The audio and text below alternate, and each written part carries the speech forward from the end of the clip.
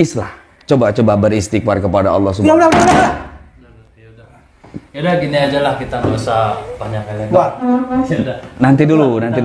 Kan Kau membangunkan singa yang sedang tidur. Ya, nanti dulu. Hehe. Bangunkan dulu ya. Udah.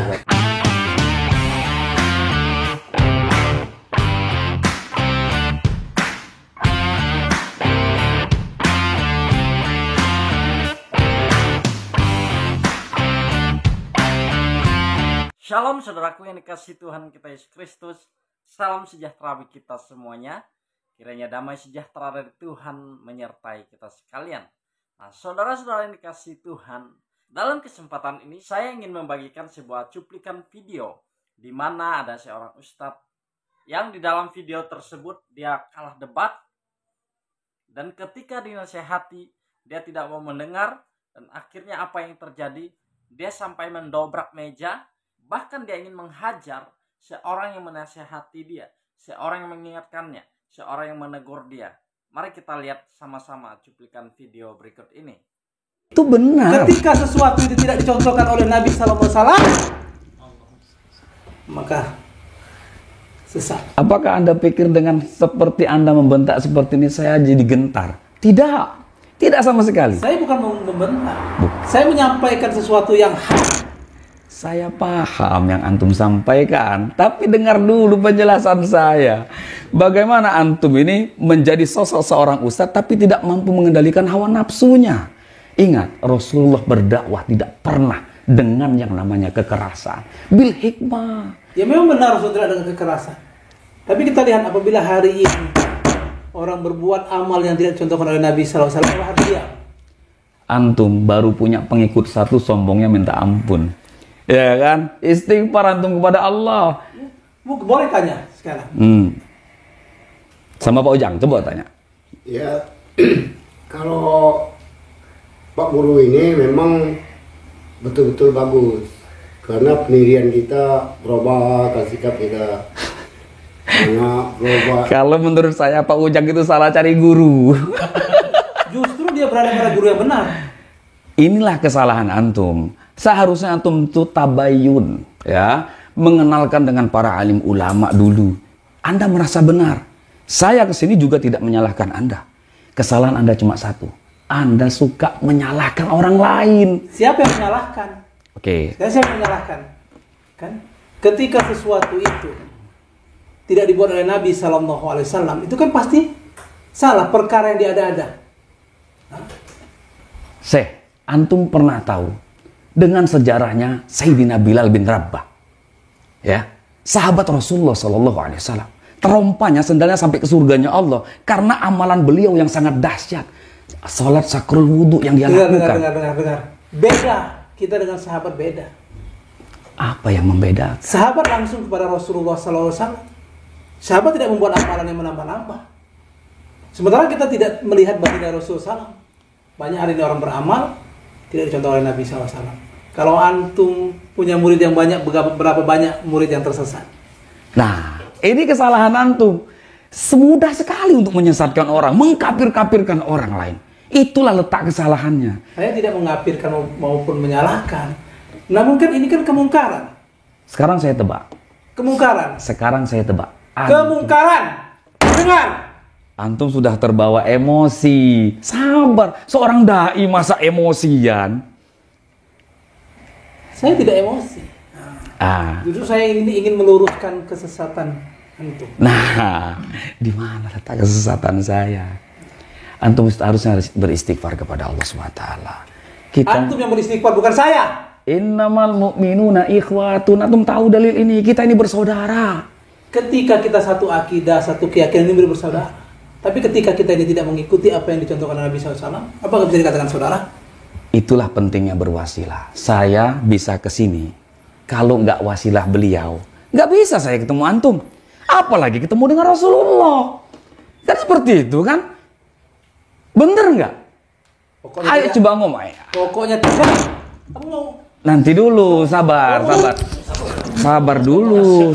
Saya bisa seperti ini. Sudah lagi. Coba. Ya jangan kayak gitu. Kan lucu. Kan kita kan baik-baik. Bukan. Kalau kita datang hanya untuk Ya, saya ingin meluruskan kepada umat. Ini di media loh, ya kan? Beberapa video yang kemarin pun saya sudah tonton. Banyak umat ini mengetahui semua. Jadi jangan sampai umat ini tersalahkan dengan apa yang antum ucapkan itu. Justru ucapan saya ini agar umat ini jadi benar, jadi tahu. Tapi dengan nafsu. Mana yang benar, mana yang salah. Masa dengan nafsu? Ya, bahwasanya di dalam hati, coba bawa sifat Rasulullah dalam diri Anda. Sifat Rasulullah SAW tidak pernah mendakwahkan itu dengan kekerasan, dengan yang namanya nafsu segala macam. Kalau Anda membawa dakwah dengan hikmah, nggak mungkin Anda cengkeweng saya seperti ini. Malu kita seorang dai kok seperti itu. Ya kalau antum tidak berbicara seperti itu, saya kan tidak akan lakukan itu. Hah? Tapi emang harus seperti itu ketika Ya untuk ketika melawan. sesuatu yang mungkar, maka kita harus lakukan. Walaupun dia saudara kita se-Islam. Walaupun saudara se-Islam ketika dia mungkar. Sekarang saya tebak dulu, Anda ini orang Wahabi pasti. Anda udah boleh bohong. Sekarang apa? Ya kan? Anda pasti orang Wahabi. Bukan. Kenapa Anda bisa berkata demikian? Saya ini orang yang mengikuti salafus soleh. Itu sama saja, Itu kawan. kan kata kamu sama. Sama saja. Kata saya tidak. Sebetulnya orang-orang seperti Anda itu justru malah bertaklid buta kepada guru Anda. Siapa yang taklid buta pada guru? Sedangkan Anda tadi berkata bahwasanya itulah manusia tersesat dengan meyakini kepada guru-gurunya. Ini kan jembatan. Sekarang saya tanya, kamu punya guru. Sedangkan dia saja hampir bertaklid buta kepada Anda. Dia tidak bertaklid buta, justru dia menemukan guru yang benar. Di mana letak benarnya kalau Anda selalu menyalahkan orang lain? Sekarang saya kasih tahu, iblis laknatullah alaihi dikeluarkan oleh Allah dari surganya. Kenapa? Merasa dirinya lebih baik, merasa dirinya paling benar daripada orang lain. Saya tidak merasa paling benar, juga paling baik. Namun saya merasa berada di jalan yang benar. Itulah letak kesalahan Anda. Coba Anda tabayun. Banyak para alim ulama di Indonesia ini. Bukan cuma 1-2 gelintir saja.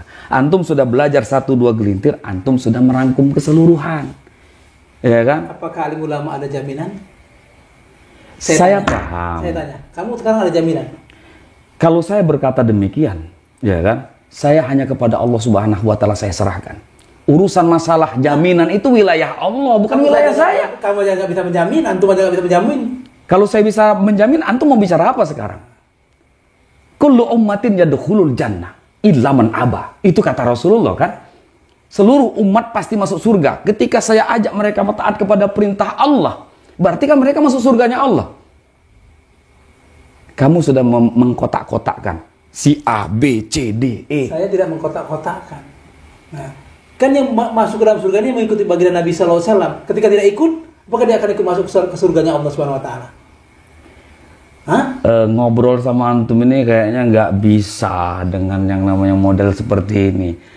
Antum itu saklek, berpikirnya dengan satu titik, seperti itu. Jadi saya tidak berpikir satu titik. Pokoknya saya mengikuti manhaj salafus soleh. Inilah yang benar. ya itulah Inilah jalan Wahabi. yang harus kita ikuti. Inilah jalan yang harus kita ikuti. Bertaklid buta itu namanya, saudaraku. Kalau saya menyarankan ini murid Ustadz ini. bukan, tapi mereka adalah saudara seperjuangan saya. Saya merasa di sini terpanggil, ya kan, dengan apa edukasi yang antum sampaikan. Menurut saya, walana a'maluna walakum a'malukum, bagi kami amalan kami, bagi kamu amalan kamu. Itu kan kata kamu. Iya, Itu kata kamu. Apakah saya bisa membiarkan orang yang beramal tidak dicontohkan Nabi Sallallahu Alaihi Wasallam? yang seperti apa yang Anda maksud? Coba Anda jelaskan dulu, apa saja yang kami tidak pernah mengamalkan sesuatu yang tidak diajarkan Rasulullah. Banyak. Tadi antum bilang wasilah. Satu. Lalu banyak lagi amal seperti tahlilan, yasinan, lalu ziarah ke makam-makam wali. Jelas Wahabi, masa masih nggak mau ngaku? Ya kan gitu. Jelas-jelas Wahabi kok. Anda bertaklid buta kepada si Abdul Wahab, ya kan? Bertaklid buta kepada guru. Udahlah, gak ada guna. Emosi Bapak ini, Masya Allah. Udah, kan gak ada guna bicara dengan orang bodoh. Nah kan, mudah sekali Anda berbicara demikian. Anda mondok di mana? Saya tanya. Pernah mondok nggak? Apakah sahabat mondok? Iya betul, kebetulan dengan adanya di pondok inilah meniti ilmu yang betul-betul mengajarkan Islam yang sempurna. Saya mondok, saya tahu ilmunya. Mungkin Anda nih, mungkin belajarnya cuma buka-buka di YouTube aja ya kan? Wali YouTube Anda itu. Islah, coba beristighfar kepada Allah Subhanahu wa Ta'ala. Yaudah gini aja lah, kita nggak usah banyak kali. Yaudah. Nanti dulu. Kan Kau membangunkan singa yang sedang tidur. Ya, nanti dulu. Bangunkan dulu ya. udah sampai emosi lah. Kita kan sesama kaum muslimin ya kan. Nggak baik. Intinya alhamdulillah beliau. Belum tahu siapa saya. Nanti dulu ya. Hah? Belum tahu ya? Iya udah jangan sampai. Intinya alhamdulillah kita udah bertemu kan, inilah maksud saya itu mendatangkan ini supaya jangan menjadi suatu keselisih pahaman, tapi terjadi keselisih pahaman. Ya udah pokoknya gini aja lah untuk Ustadz Alwi, mungkin jangan sampai pembahasan ini panjang. Ini kan susah karena Saya akan selalu ingat. Tapi nanti ya, kami akan kesini lagi. Dengan satu banyak dalil dan kami akan membuktikan ilmu Allah Subhanahu wa Ta'ala itu ada. Dengan wasilah, ingat. Nah itu tadi dia teman-teman, cuplikan video yang sudah kita lihat. Bagaimana dia begitu marah, dia begitu kesal ketika dinasehati, ketika ditegur oleh seorang penceramah ini. Nah teman-teman, pelajaran apa yang dapat kita ambil dari video tersebut? Nah sebagai manusia kita perlu saling mengingatkan satu dengan yang lain, perlu saling menasehati satu dengan yang lain ketika kita melakukan sesuatu hal yang keliru, suatu hal yang salah. Maka ketika kita ditegur, kita harus menerimanya dengan lapang dada, bukan kita menolak bahkan melawannya. Menurut saya dalam perbedaan pendapat itu wajar, karena setiap manusia punya karakter yang berbeda-beda. Tetapi sebagai orang yang taat beragama, taat beribadah, mari kita tunjukkan sikap yang santun. Bukan gampang marah, bukan gampang emosi. Nah saudara-saudara yang dikasih Tuhan, sebagai anak Tuhan, kita belajar dari video yang sudah kita lihat, bagaimana sikap hidup kita sebagai orang percaya. Secara khusus kita yang sudah percaya kepada Tuhan, mari kita tetap senantiasa menjaga kehidupan kita supaya tetap hidup kudus, hidup yang berkenan di hadapan Tuhan, hidup yang memuliakan nama Tuhan. Karena kehidupan kita dinilai oleh orang lain secara langsung melalui segala sesuatu yang kita lakukan dalam kehidupan kita sehari-hari.